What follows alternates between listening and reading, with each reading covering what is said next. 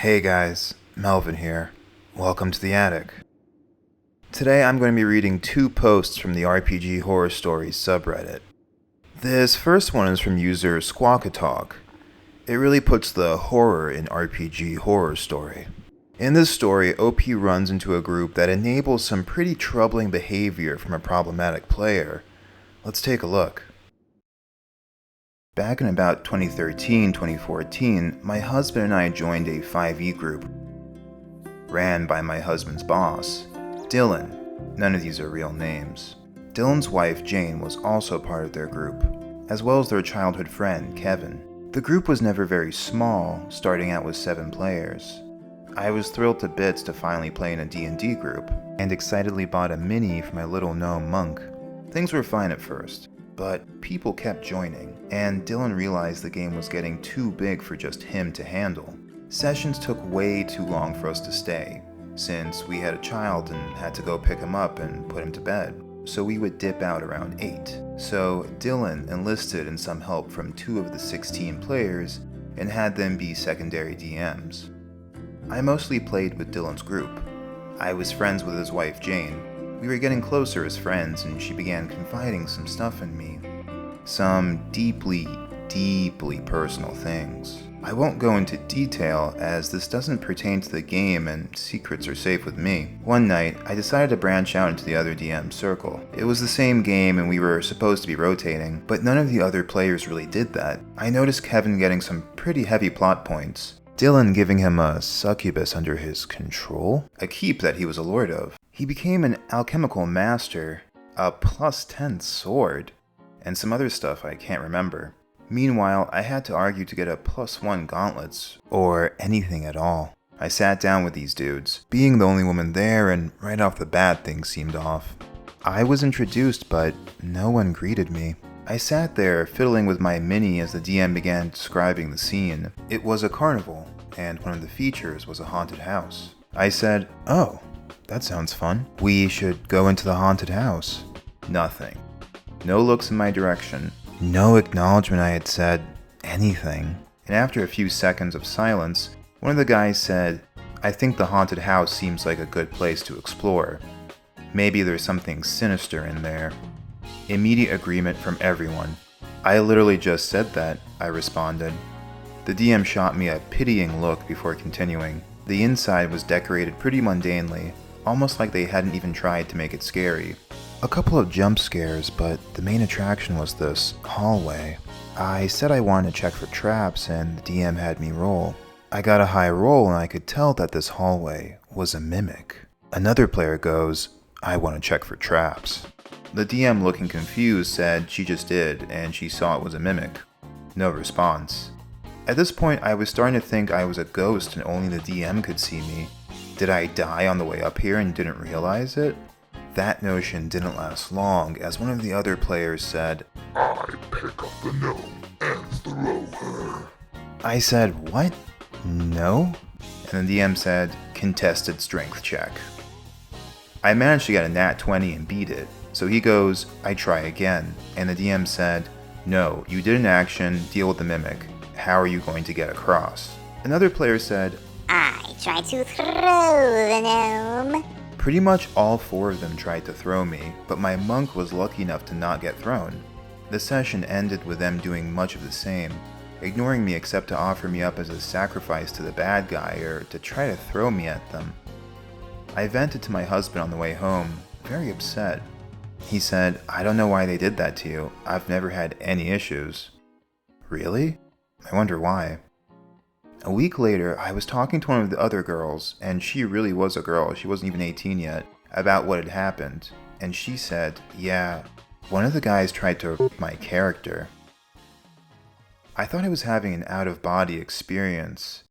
Turns out not only did the guy have his character threaten hers, he tried to roll for it and the DM said no. He then told her that she wasn't careful, he'd follow her to the parking lot? I told her she needed to report him to the DM, to the comic store owner, someone. She said no. She didn't want to make a fuss, plus she didn't think it was a big deal. I told her that if he was threatening to follow her to her car, then it was a big deal. because what did she think would happen if he decided to actually do that? She said she'd say something next week, and she just wanted to play tonight. She said she'd just not play in the guy's group. The next week rolls by, and she tells Dylan with Jane and Kevin right there. I wasn't around for her to say anything, but when I asked her, she said he didn't think it was a big deal, but if it made me uncomfortable, I could leave the game. At this point, I had it with this stupid group. Between the favoritism of the main DM and the treatment I had gotten 2 weeks before, and now that, I confronted him. I told him that it was ridiculous of him to not kick out a player that not only tried to rip another character, but threatened to follow her out to her car? And he said, well, it's been 2 weeks.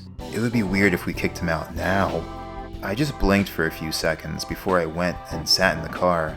For the 4 hours it took for the session to end. I told my husband what had been said, and he said, well, I've never had a problem with that guy, so I can kind of see his point. I said, so if someone told me they were going to follow me to the car and I didn't have you around to stop them, you'd be okay? Are you okay with some asshole threatening me? He said no, and I told him he needed to start showing the same compassion to other people. He was quiet for the rest of the trip. When I got home, I noticed a group had been made on Facebook and I was added to it. It was everyone who had heard what Dylan had said and wanted to leave and make their own group. After some introductions and discussions, I decided I would be the one to DM us from then on. And that's how I met that guy. But that's another story for another time. After we left, I stayed tentative friends with Jane, and found out that the guy who threatened the girl not only tried to cozy up to Dylan afterward, but stole weed and money from them, would bang on their door at 2 a.m., tried to move into their house. I just need you to keep a couple of things here so they don't get stolen. Whoops, 60% of my things are here. Can I move in? And tried to... Jane.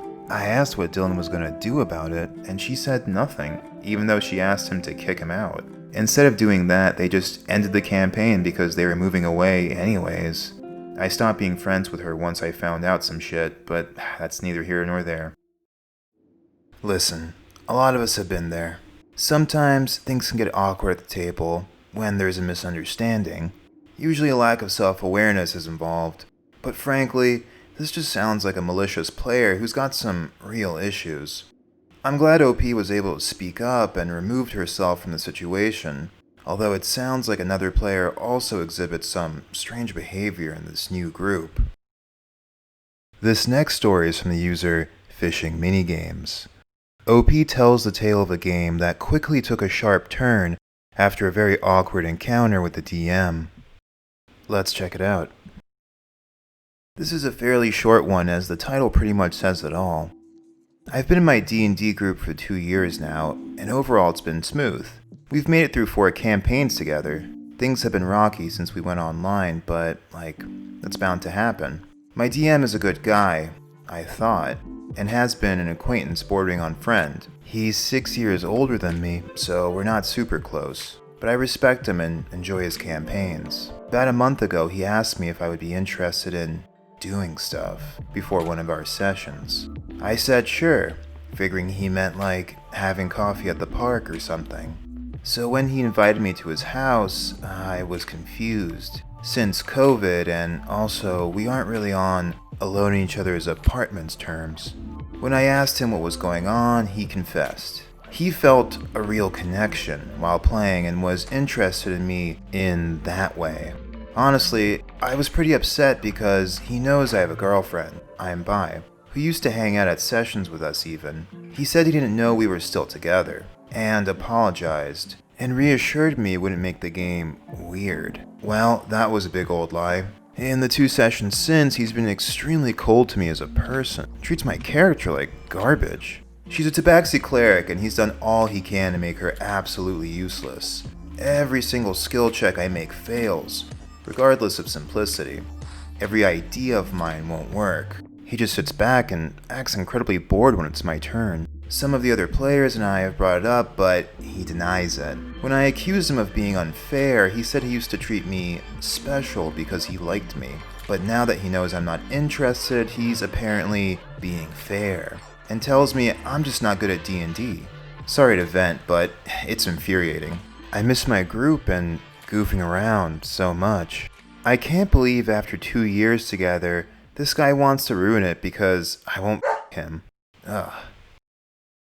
Listen, you either deal with the rejection or not. Making it seem like everything is cool and then exerting your role as a DM to ruin that player's experience just isn't it. Even then, good group dynamics can be hard to come by. Souring all of that because you can't deal with someone not wanting to you is honestly pretty weak.